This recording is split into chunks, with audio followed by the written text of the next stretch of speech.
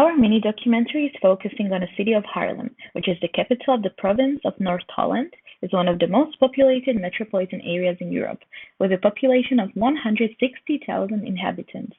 It is an authentic Dutch city which was founded in 1245, and this makes Haarlem one of the oldest cities in the Netherlands.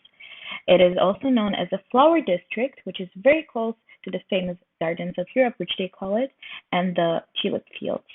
It is close to many other big cities, such as Amsterdam, only 20-minute train ride, and in the Middle Ages, it was one of the most important cities of Holland, well known for its textile industry and the brewing industry.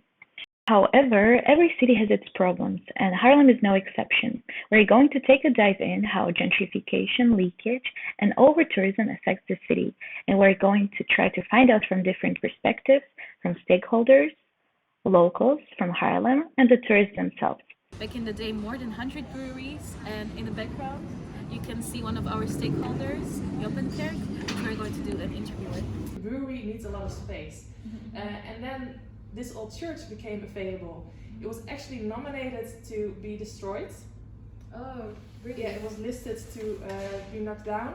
It didn't serve a purpose anymore. It was in a very bad state. Okay. So when the owners of Jopen bought the church, they renovated the church completely. It took a long time, and then finally in 2010 they opened as a beer brewery and Grand Café, and later they also installed a restaurant here. They opened this private room, and that's how we now have Jopen beer in an old church. For the local shops, I believe they're doing very well for themselves. They survived COVID, and the tourism, they're slowly getting back to the old levels. So talking about sustainability, would you consider this business to be sustainable, or are there still like a room for improvement? Or oh, there's always room for improvement. Sustainability is a very big trend up and coming, and we try to go with that. Change the trucks from normal gasoline to green gas. We're looking into more sustainable options for the future. We are also looking into a big solar panel park for the brewery. So we are definitely trying to make the beer brewery and the business more sustainable, environmentally friendly, and also sustainable, socially sustainable. So working together with beer breweries, making sure that we establish our own brand, still being independent without being taken over by the big brands. yeah, exactly. Haarlem is not only known for its breweries, but also its flowers. Only 15 minutes away from the central, you were surrounded by these tulip fields. This is also a flower shop, you can see right here. There's flower shops all around Haarlem, and it's also known as the Flower City, or Bloemenstad. So here we have an example of gentrification. As you can see behind me, there is a McDonald's in a very beautiful old building. It is part of gentrification because, as you can see, the old building is made into a modern shop, and it's also part of the leakage because people always go there and the money doesn't stay in the city itself, but it's go to the McDonald's chain. So we have another issue, which is over-tourism in Haarlem, and as you can see behind me, it's pretty crowded right now. So here is the example. So I see all day long People passing. people, by. and Then it gets a little they bit. think it's very, very funny, you know. I don't know why, but maybe thousands of people passing by. I don't like it. How long do you live in Haarlem?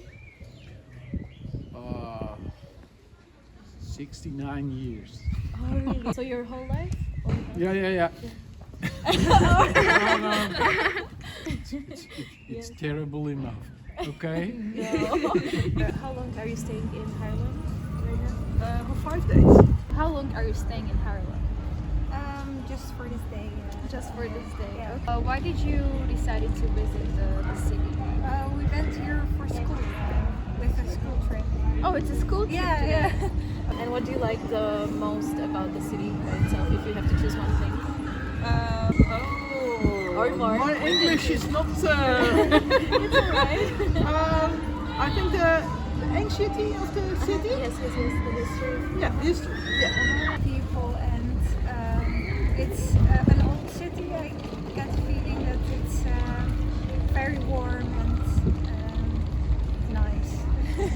last question. How would you describe Haarlem in 3 words? For you, what is the first thing that comes to your mind to describe it? Inspiring, because I'm a painter. You could describe Haarlem in 3 words. What? The real Dutch word. Gezellig. With the gentrification, we saw that it might not always be necessarily a bad thing. We saw a lot of buildings being put up for demolishing and people taking over them. So I think in that case, where there's like a really old building that needs to be knocked down, if a business wants to take over, I think that's a good thing. Keep the city alive, kind of keep the character.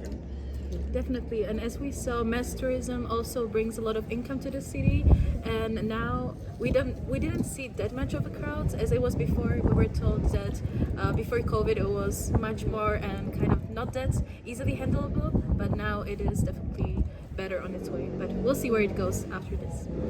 We would also like to tell you our perspective about the city as a tourist, of course. And we feel like it's pretty crowded. It's similar to Amsterdam. It looks like a small version of it. And, Small twin. Yeah, small twin sister. And as we learned, the city, the Haarlem, was the first city in the Netherlands. So Amsterdam is the copy of Haarlem, but bigger. Technically, yeah. But we like the city. It's really nice and it's full of people, and yeah. And I think We're done. that's a wrap.